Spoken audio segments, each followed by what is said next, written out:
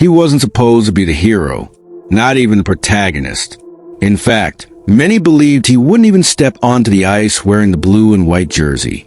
But when the playoff arrived and the eyes of the world turned to Toronto, it was Max Pacioretty who answered with everything it left in the tank.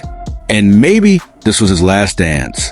A veteran name, nearly forgotten by the headlines, reemerged like a ghost from the past. Silent, determined, and in the end, essential. A story no one planned for, not even him. The Toronto Maple Leafs live in conflict with time. For more than half a century, this team, one of the NHL's most iconic franchises, has carried the burden of not winning a Stanley Cup. Generations of frustration, of rebuilds that led nowhere, of idols forged under pressure and broken beneath the lights of one of the most unforgiving hockey markets in the world. And in this context, Pacioretty's arrival felt more like a nostalgic gesture than a real solution. But the ice has a logic of its own. The ice doesn't read headlines.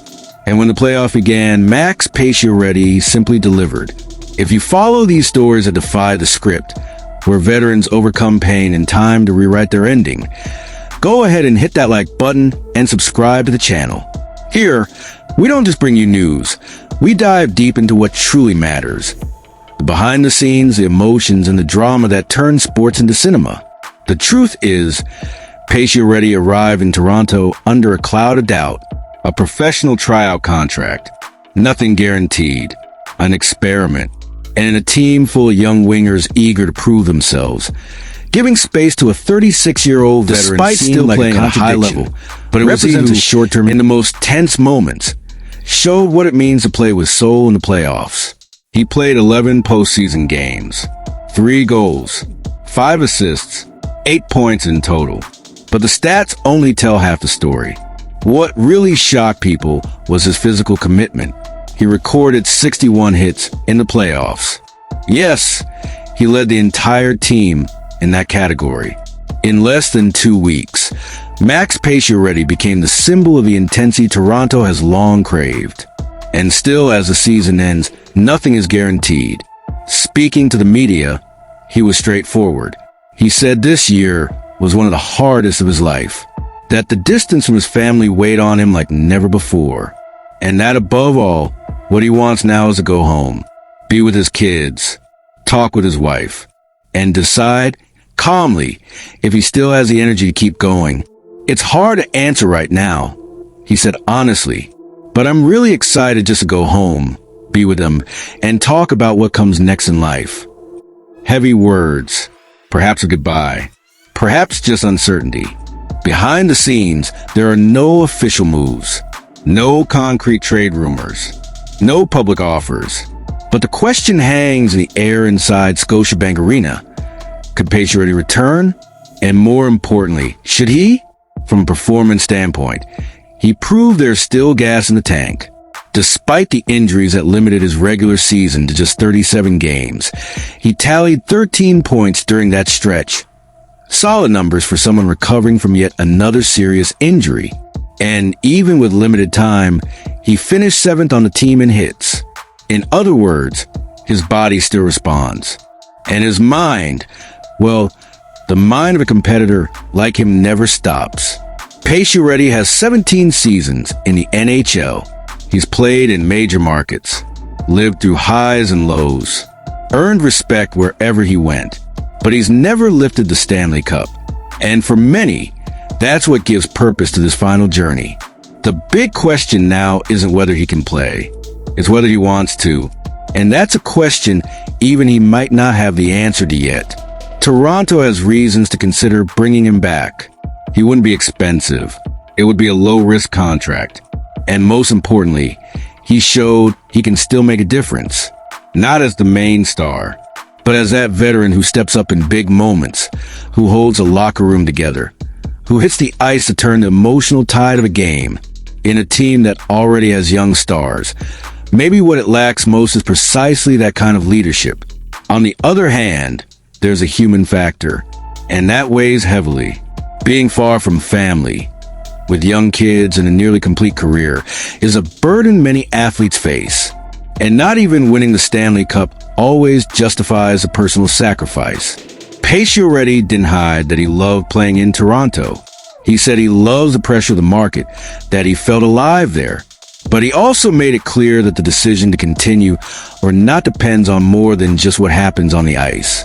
Maybe, in the end, his story with the Leafs was short, but perfect. A doubted veteran who came in as a spare part and left cheered for his effort, his heart, his courage. And now I ask you, do you think Max Pacioretty should play one more season in Toronto? Or was this the perfect farewell for a warrior? But hockey waits for no one. While Max Pacioretty packs his bags and heads home, his body marked by yet another war on the ice and his heart torn between family and legacy, the Toronto Maple Leafs find themselves once again face to face with their own curse. A vicious cycle that has lasted for decades. This early playoff exit left more than just a bitter taste. It exposed the exhaustion of a project, a team with talent, with stars, but without enough soul to survive the battles of May and June. And now, summer has arrived, and it's not just hot, it's decisive. The Leafs front office enters one of the most critical moments of the franchise's modern era. With several key names heading into free agency, the locker room, as we know it, may simply fall apart. And in the face of that, a question keeps fans and executives up at night. How do you rebuild something that was never truly complete? Max Pacioretty's case, ironically, becomes a symbol of that urgency. He arrived under skepticism as a veteran testing his limits after injuries that nearly ended his career. But in 11 playoff games, he didn't just survive, he shined. 3 goals. The goal that clinched a second-round berth. 8 total points. And one detail the numbers don't capture. He led the team in hits. A 36-year-old player who refused to accept that his time had passed. And maybe, just maybe, that was the spark Toronto needed. But when asked about his future, Pacioretty was honest. He said he needed to be with his family, to breathe, to think. That life off the ice now spoke louder. And deep down, his silence about what comes next revealed something bigger. Despite still playing at a high level, uncertain whether they can count on veterans like Pacioretty for next season, and with young players still inconsistent under pressure, Toronto is at a crossroads. And for the first time, the rumor making around behind the scenes of the league is that this team doesn't just want to patch things up. They want to transform. Enter an unexpected name, Chris Kreider. The rumor began with a prediction from Bleacher Report's Adam Gretz. And it's not just a random guess. Gretz pointed out that if the Leafs lose one or two of their top free agents, they'll need to replace that quality and offensive presence. And Kreider, despite his age and hefty contract, might be exactly the piece they're missing. At 34, the Rangers winger is coming off a weak regular season. Just 8 goals and 30 assists. But that doesn't erase the reputation he's built over more than a decade in the league. On the contrary, he's seen as one of the most reliable playoff performers.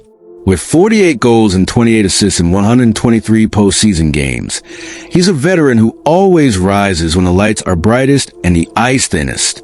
Kreider also carries a rare aura. He represents something Toronto has never managed to solidify: silent, tough, resilient leadership, a physical presence, a player who doesn't need to shout to be heard, who plays with his body and his soul. And oddly enough, this bad season might be the opportunity Toronto's been waiting for. Kreider's market value has dropped, and with the Rangers also entering a period of major changes, rumors are swirling that the veteran could be available in search of a fresh start. And Toronto is emerging as an ideal destination. But none of this comes without risk. Kreider's contract is $6.5 million per season for the next 2 years. A significant commitment for a player who is clearly in the twilight of his career. And while the Leafs have both the cap space and the need, the question remains, is he still the same? Or has his time to be a game changer already passed? This is the kind of dilemma that defines dynasties or destroys them. But what really stands out is the emotional parallel. While Pacioretty may be ending his journey, Kreider could become the new veteran face of this transition. Both are modern-day gladiators. Both carry playoff scars.